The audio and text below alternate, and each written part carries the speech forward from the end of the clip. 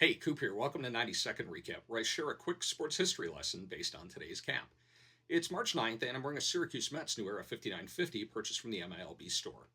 We've talked baseball in the Salt City a couple of times, Ole Olson on September 12th, and on August 27th when we reminisced about the Stars way back in 1877. But if we ask Mr. Peabody and Sherman to take us back another century, we reach the shores of Onondaga Lake when harvesting of its brackish water began. Liverpool Salt Museum recalls the area's reign as the country's leading producer, including Syracuse Salt's role in helping the North win the Civil War.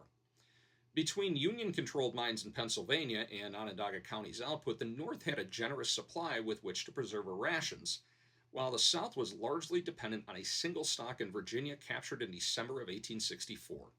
Less than 4 months later, Lee surrendered. Just 12 years on, the Syracuse Stars would make their debut in one of the first ever semi-affiliated minor leagues. Salt City lost their chiefs in the middle of 1957 and would spend the following 3 years without a pro club until the Montreal Royals, home for the sole minor league campaigns of Dodgers farmhands Jackie Robinson and Roberto Clemente, moved to town in 1961, which would also be the final North American season for a player who's the answer to a trivia question. Larry Raines was born on this date in 1930. Debuting for the Negro American League's Chicago American Giants in 1951, the 21-year-old shortstop and leadoff hitter made an immediate impact, voted to the circuit's All-Star game in both 51 and 52. With the league's demise after the 52 season, Giants head honcho Abe Saperstein, yes, he of the Harlem Globetrotters, looked for somewhere to place his young charge. Abe was part of Bill Veeck's ownership syndicate in St. Louis and in April of 52 had sent Browns farmhands John Britton and Jimmy Newberry to Nippon Professional Baseball's Hankyu Braves.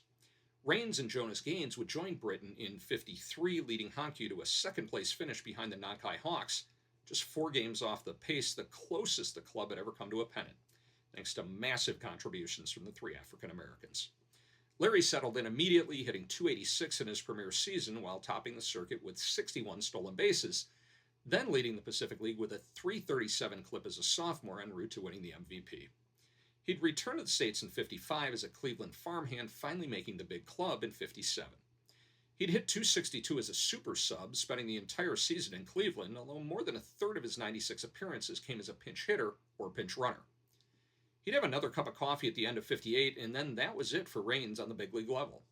He'd finish his North American career in Syracuse with the Chiefs in 61 before returning to Hankyu for a final season in 62.